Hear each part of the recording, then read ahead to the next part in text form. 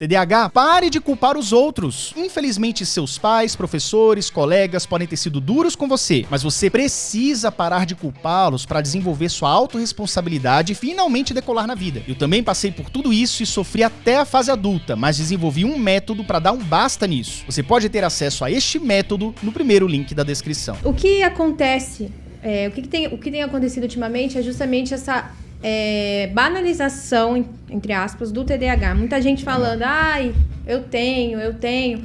E a gente pode ver que o diagnóstico do TDAH parece que ele vem aumentando cada vez mais. Né? Fale um pouco sobre isso. Tá aumentando mesmo? Ou as pessoas que sempre tiveram, estão descobrindo agora? Olha, sim, está aumentando. O que a gente tinha de estudo até 10 anos atrás era que o TDAH, ele é um diagnóstico, ele é uma patologia, né, um transtorno subdiagnosticado.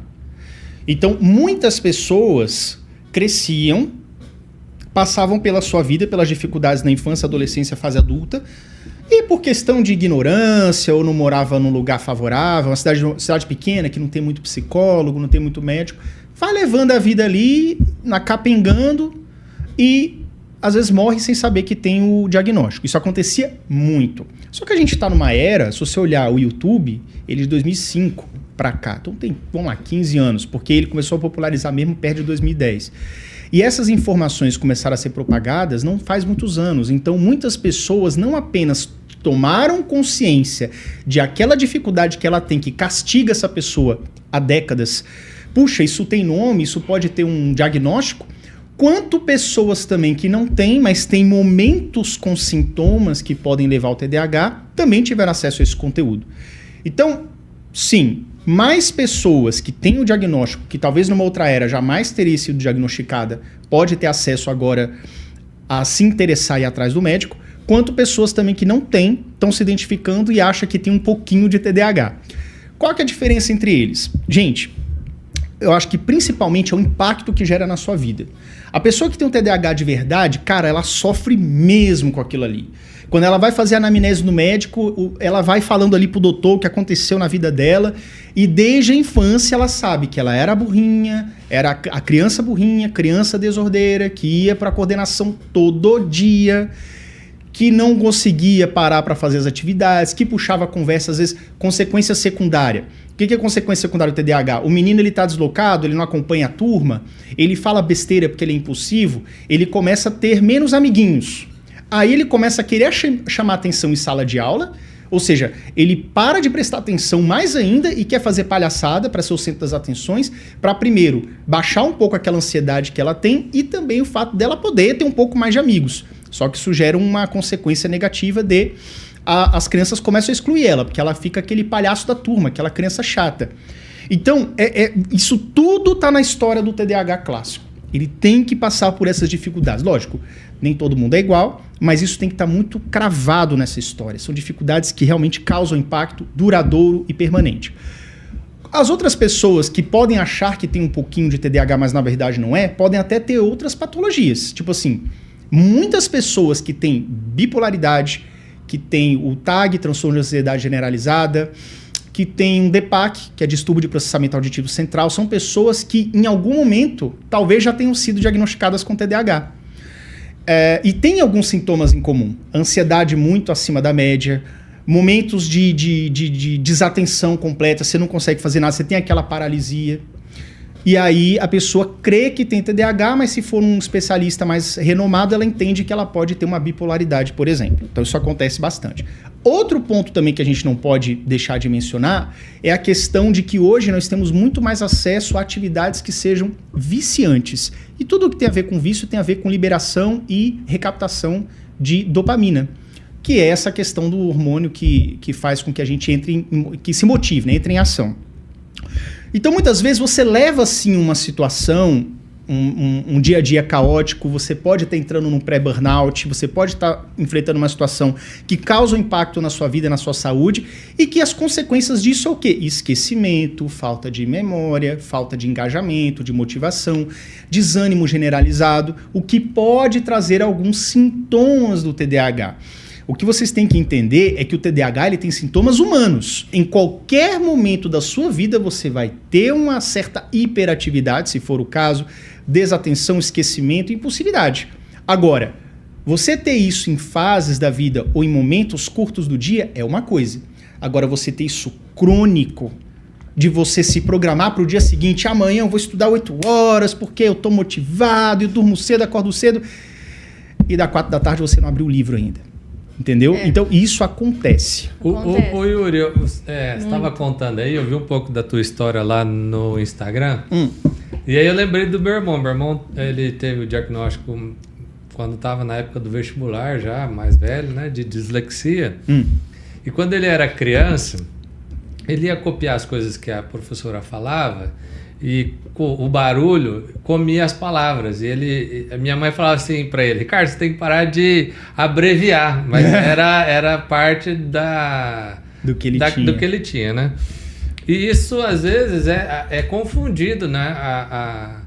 Eu acho que isso, talvez hoje está mais informado por conta das redes sociais e de toda a informação que a gente tem hoje, mas eu ainda acho que às vezes é confundido os sintomas de uma doença psíquica com o desejo, a vontade de estudar. E por outro lado também, aí já puxando um gancho aqui, mas será que a escola não tinha que mudar o jeito? Eu acho que assim, nós evoluímos em todas as áreas, mas parece que a escola permanece igual e assim, eu particularmente acho o modelo educacional que nós temos muito desinteressante e talvez seja neurotípico. Então, assim, eu fico pensando, será que nós não temos como avançar, como tornar a educação mais interessante, até para que uma criança com TDAH e mesmo seja mais interessante para ela, não sei.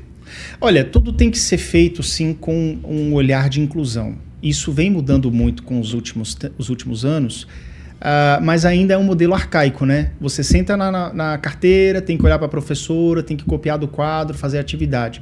Isso é um pesadelo para crianças com TDAH, com dislexia, com DPAC e com várias outras patologias e sintomas. Autismo também, dependendo do nível de suporte. Então veja que isso tem que ser feito, isso tem que mudar de alguma forma. Por exemplo, é o que eu falo, a criança com TDAH, eu me incluo nisso, tá? Eu tinha o tipo combinado, eu tinha a desatenção mais a hiperatividade. Eu era uma criança que, quando eu não tinha suporte, eu não prestava atenção na aula, porque era chato pra caramba. Em casa eu não dava conta de fazer o dever de casa, ou fazia muito pouco, ou enrolava o dia inteiro. E isso resultava em quê? Não aprender direito, chegava na prova, tirava 3, 4. Se minha mãe me colocasse uma semana na professora particular, e essa professora particular 2 horas por dia, e ela ia pegar assim, Yuri, vamos lá, ó. Página 10, item 1. E eu vou fazendo. Ela não faz por mim, eu vou fazendo. Mas se eu tenho uma dúvida... O TDAH é o seguinte, ele está no item 2 de matemática. Ele tem uma dúvida. Se ele voltar as páginas na teoria, ele consegue entender ali novamente o conceito e volta a fazer o item 2, beleza? Só que o TDAH, quando você volta 2, 3 páginas, você já leu um negócio interessante e aí você começa a viajar naquela caixinha que tem, assim, com observações... Aí você começa a desenhar em volta do... Aí você esquece o dever de casa. É tipo assim, é como se o nosso foco fosse volúvel. Não é bem volátil, porque volátil é quando desaparece. Volúvel é que ele muda muito. E nisso você se perde na atividade. Então veja bem, se eu tiver uma professora do meu lado, que ela não vai fazer por mim, mas ela vai me ajudar a focar, a não deixar dispersar. Em uma semana de aula particular, eu já consigo tirar 8. 7, 8, 9. Então não é uma questão de intelecto, não é uma questão de é burrinho, não quer nada com nada, é vagabundo, não. É uma questão de a forma de aprender, ela precisa ser diferenciada. O TDAH, principalmente, ele precisa de um suporte no sentido de não vou segurar as rédeas da sua atenção. Aluno, vou segurar as rédeas da sua atenção e não vou deixar você dispersar. Isso pode ser feito de várias formas. Obviamente, não tem como você colocar um professor particular para cada criança com TDAH. Quem sabe no futuro, né? Sei lá, inteligência artificial, aí você cria um professor ali, um robô.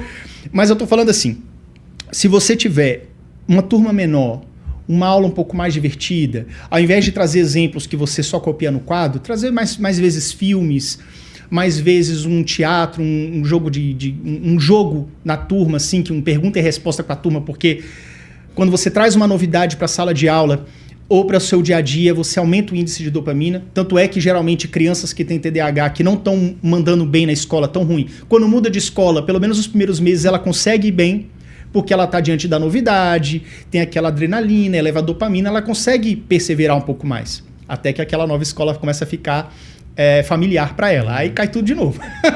Mas veja que quando a gente entende como funciona a mente do TDAH e vai colocando essas estratégias, a criança ou adolescente consegue se desenvolver. E isso também vale para adulto. O adulto que tem um trabalho mais dinâmico, que tem um trabalho que não é repetitivo, por exemplo, tem muitos adultos com TDAH que trabalhavam, sei lá, 10, 15 anos na indústria e fala assim, Yuri, eu me encontrei quando eu virei corretor de imóveis. Hoje eu tô ganhando, sei lá, vamos botar ali, 100 mil por mês, o cara tá bom, assim, tá bem. Porque o cara, ele é aquilo que ele usava lá na infância dele, para trocar uma ideia, para ser o palhaço da turma, ou seja, para ter uma desenvoltura social. Aquilo converteu na hora de conversar com o cliente. Não é um trabalho dinâmico, ou seja, ele está sempre lidando com situações novas, clientes novos, casas novas, prédios novos. Desafios, né? Desafios. E tudo isso gera um ciclo de novidade constante e vai reabastecendo, pelo menos parcialmente, não cura, né? Essa dopamina, essa dificuldade natural. Então veja que o TDAH ele também tem, que além de fazer o tratamento, ele também tem que estar de olho na questão de, beleza, o ambiente que eu tô é propício? Isso aqui vai me ajudar? E aí, voltando à sua pergunta, né, do ensino, a escola realmente inclusiva, ela está de olho nisso. Ela tenta colocar ali, na medida do possível, elementos, professores engajados, capacitados, no sentido de tornar uma aula um pouco mais dinâmica, mais direta ao ponto e fazer com que essa criança tenha um desempenho melhor.